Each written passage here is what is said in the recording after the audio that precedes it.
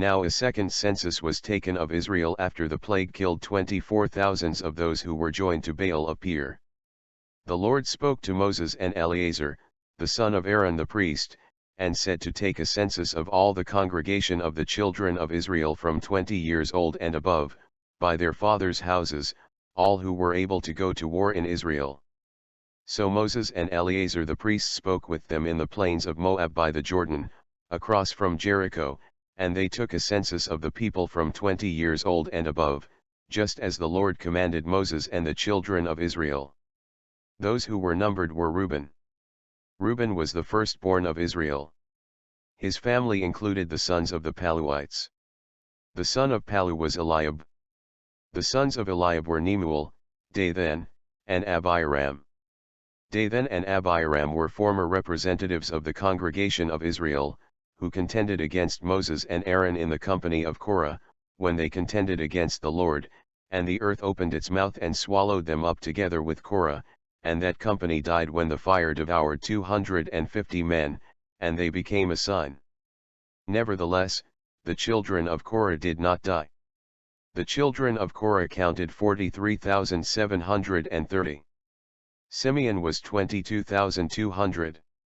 Gad, 40,500. Judah, 76,500, Issachar, 64,300, Zebulun, 60,500. Joseph's sons, Manasseh, 52,700, and Ephraim, 32,500. Benjamin, 45,600. Dan, 64,400. Asher, 53,400. Naphtali, 45,400. These were numbered of the children of Israel, 601,730. These were numbered by Moses and Eleazar the priest, who numbered the children of Israel in the plains of Moab by the Jordan, across from Jericho.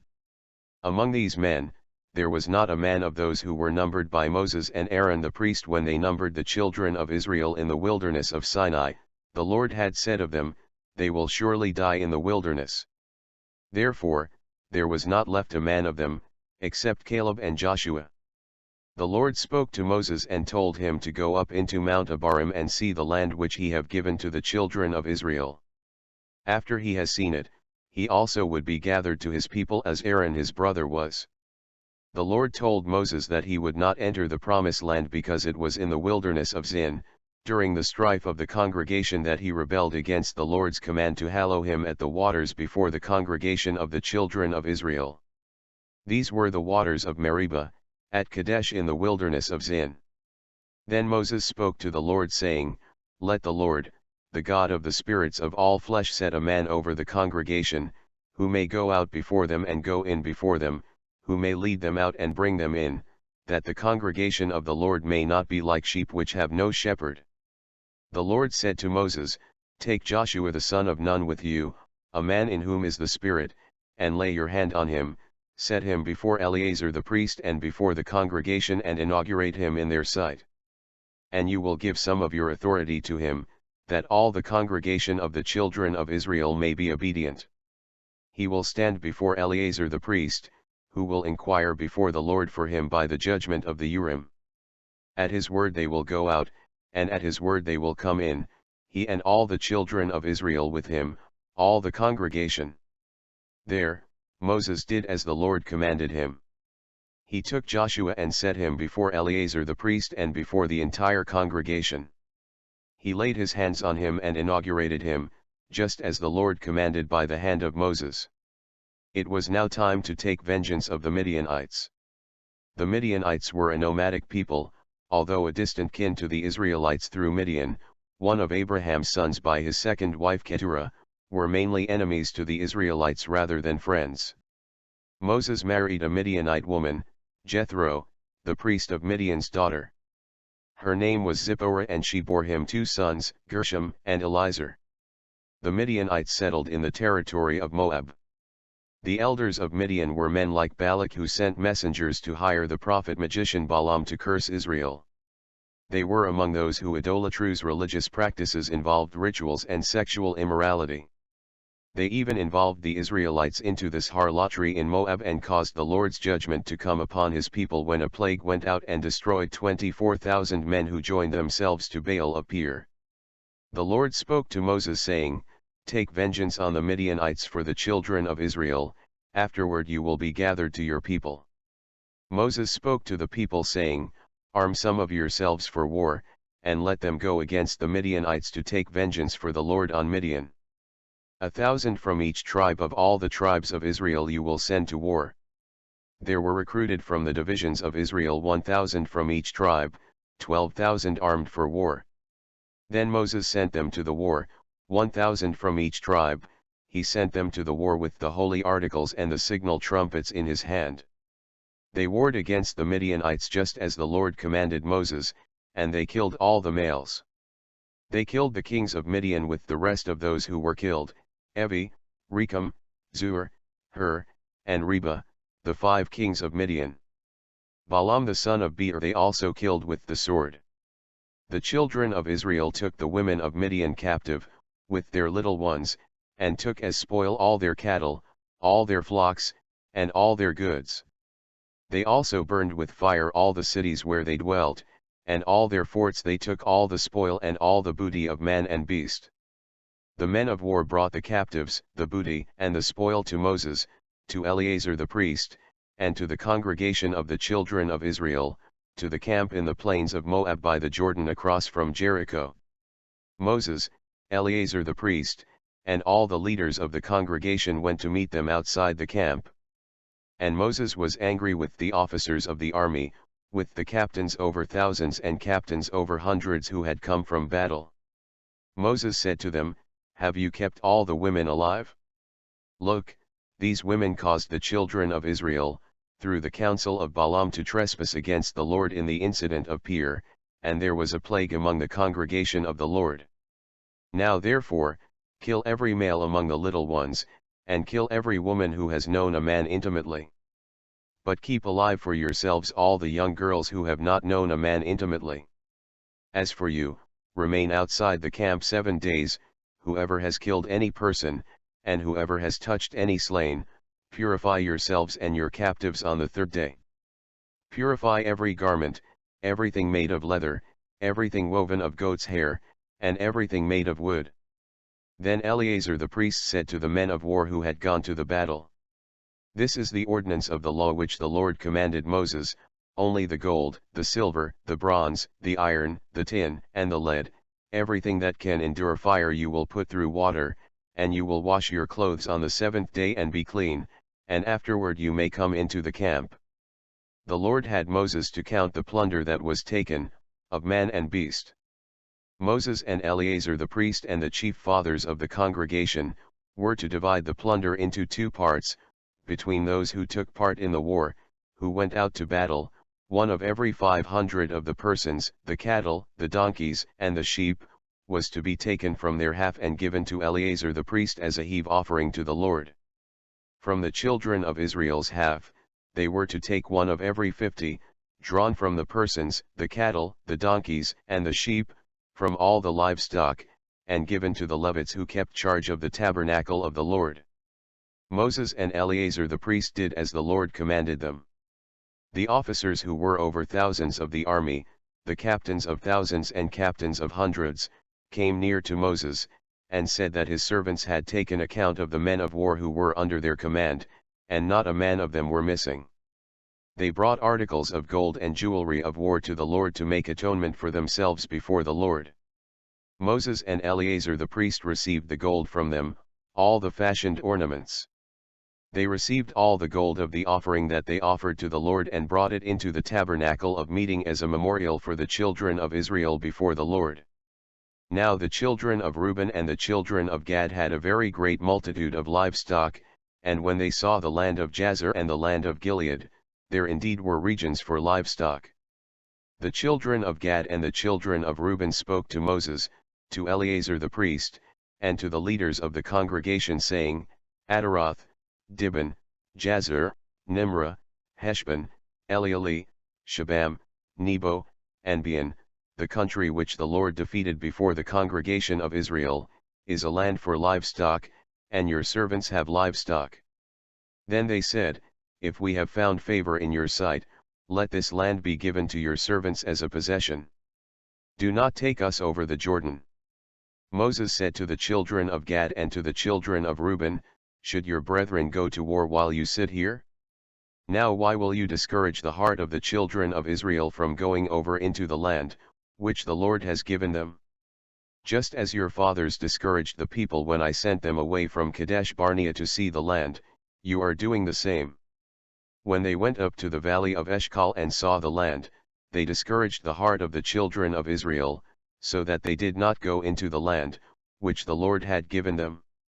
Now, the Lord's anger was aroused on that day, and he swore an oath saying, Surely none of the men who came up from Egypt, from 20 years old and above, will see the land of which I swore to Abraham, Isaac, and Jacob, because they have not wholly followed me, except Caleb and Joshua, for they have wholly followed the Lord.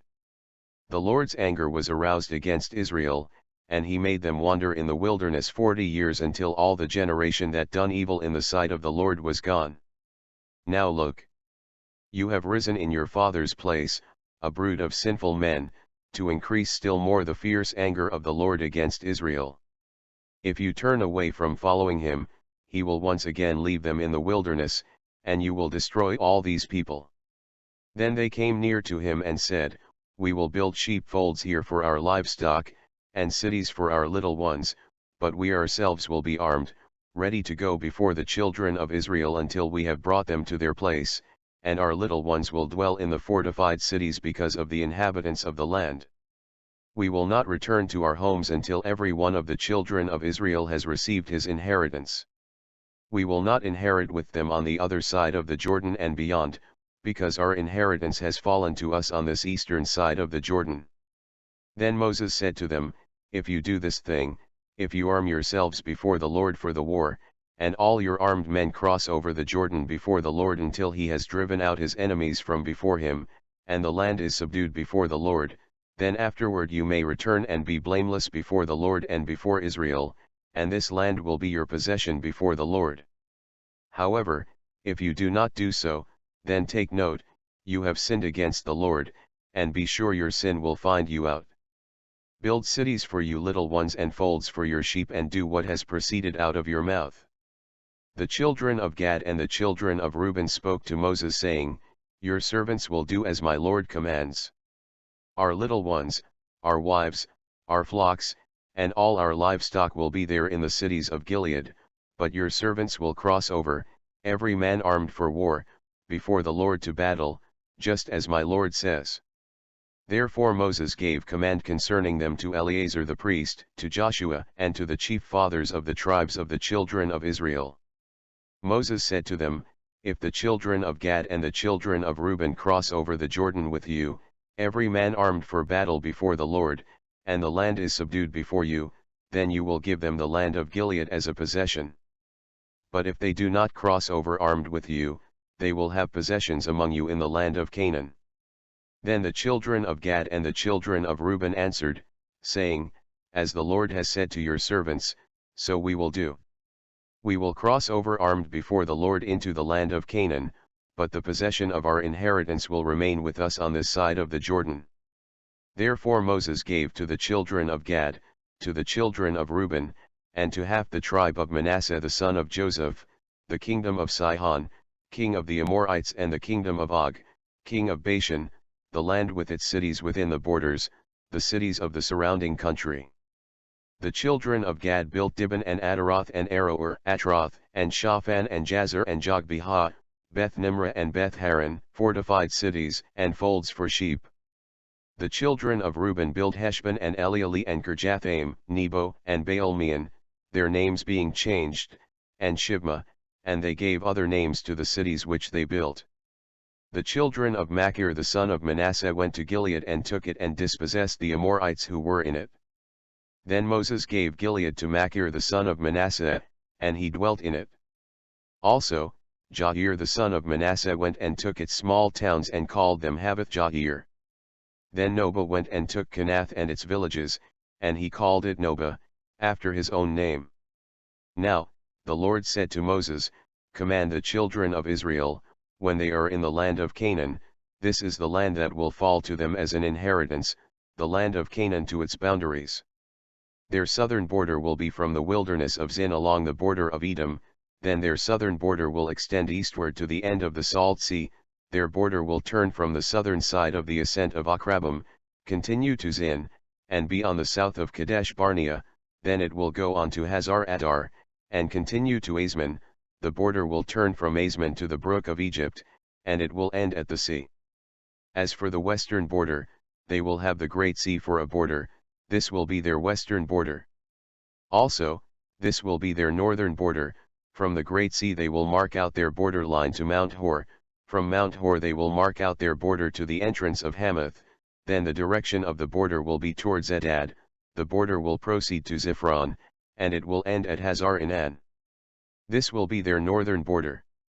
They will mark out their eastern border from Hazar Enan to Shepham, the border will go down from Shepham to Riblah on the east side of En, the border will go down and reach to the eastern side of the Sea of Chinnereth, the border will go down along the Jordan, and it will end at the Salt Sea. This will be their land with its surrounding boundaries.